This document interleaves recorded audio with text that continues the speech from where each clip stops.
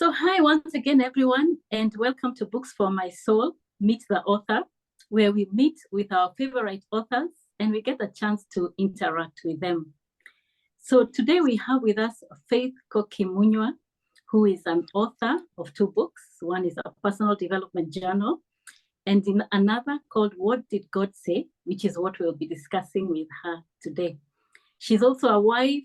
I know she's just about to get into her 5th anniversary in August this year. Congratulations, Koki, and your husband for 5 years of marriage.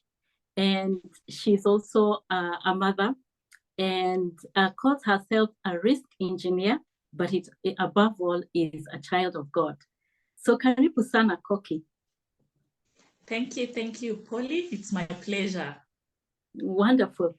You know, Koki, in a conversation we had earlier, you told me that I asked you, when did you start writing? And you said when you were in high school, you used to write like journals or notebooks, eh? And then in one of those notebooks, you had written prayer points about your future husband. Am I right?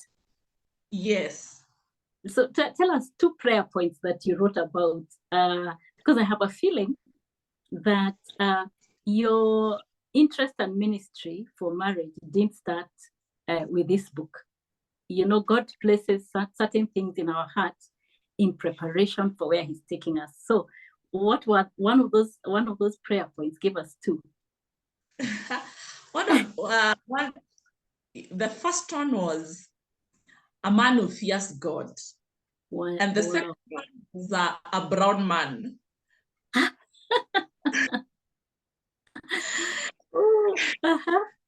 Yes, by God's grace, He gave me a man that fears God, is brown. And so I was like him. Wow. If I come along the way, someone can say I've stolen them. Oh, wow.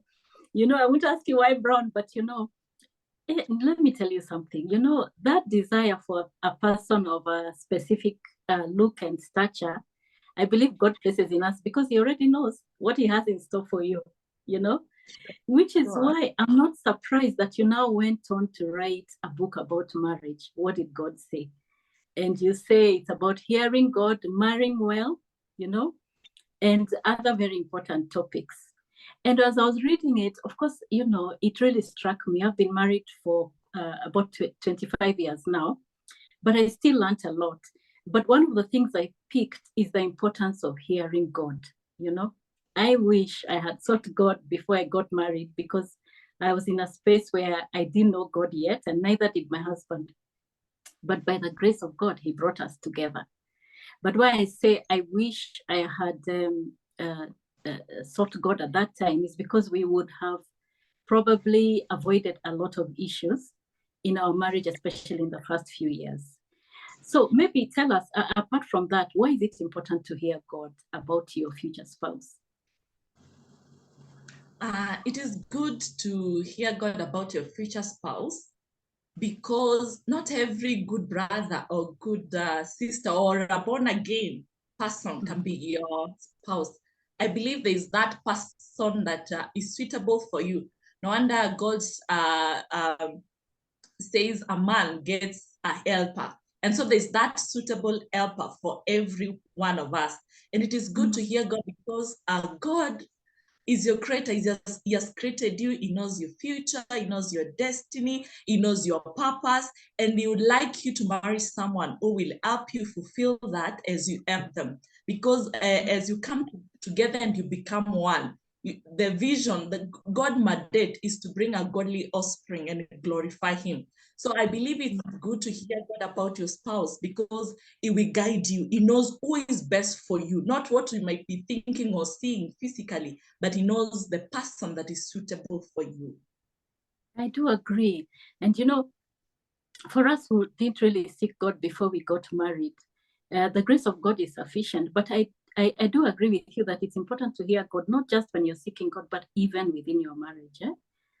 Sure. But something else I picked up in your book, an interesting story, is that you met your husband while you were in uni. And you say you liked him first, but you didn't make a move. tell us why. What would you advise young ladies who are, or even young men who are, looking forward to marriage and maybe are still waiting upon God, and then they see someone? What do you think? Okay, a good question. For the ladies, I would advise them not to go ahead and propose. The Bible says that a man finds favor when he gets a wife. So it is the man who finds, not the woman who finds. So for the ladies, they should wait and be found.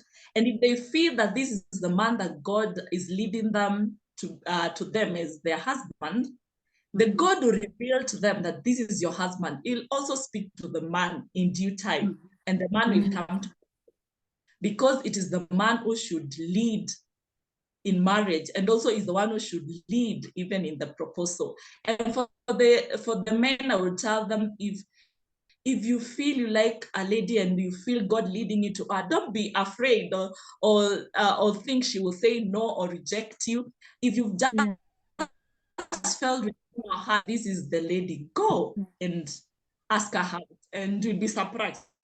So ladies, you've had it. Wait to be found.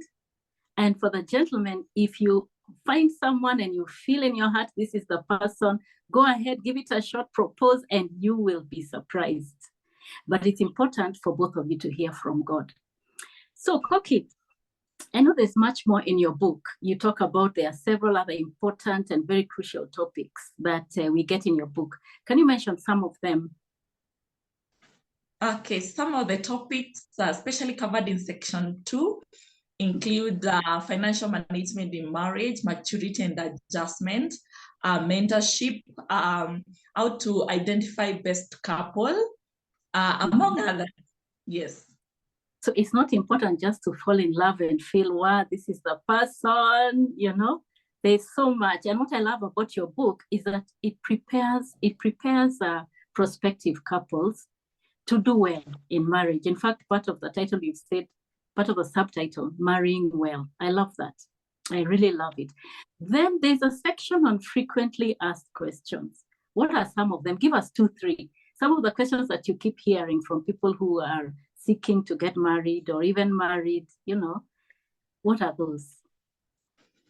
Okay, so the last section is about frequently asked questions, which I got from a survey that I did. I asked young adults, what are the frequently asked questions on dating, courtship, and engagement? And 100% of them asked, how do I know she is the one or he is the one to marry? Which I covered in the first section of the book.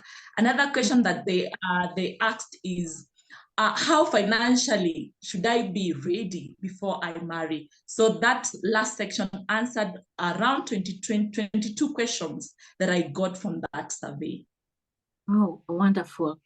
I think, I'll revisit that last part of your book and just ask myself, in my 25 years of marriage, have we answered those questions well?